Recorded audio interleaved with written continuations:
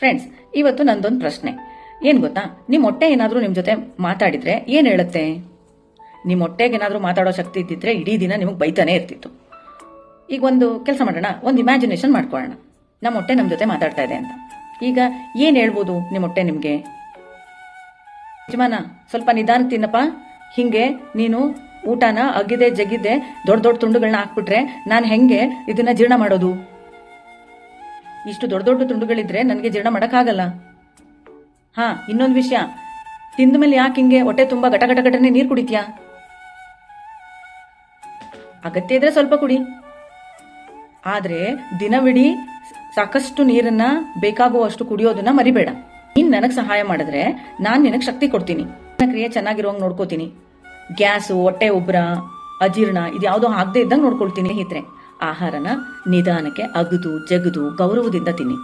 ನಾವು ಇವತ್ತು ನಮ್ಮ ಊಟಕ್ಕೆ ಗೌರವ ತೋರಿಸಿದ್ರೆ ನಮ್ಮ ಊಟ ನಮ್ಮ ಜೀವನ ಪೂರ್ತಿ ನಮ್ಮ ಜೀವನನ ಬದಲಾಯಿಸುತ್ತೆ, ಆರೋಗ್ಯಕರವಾಗಿ ನೋಡ್ಕೊಳ್ಳುತ್ತೆ. ಆರೋಗ್ಯನೇ ನಮ್ಮ ನಿಜವಾದ ಸಂಪತ್ತು.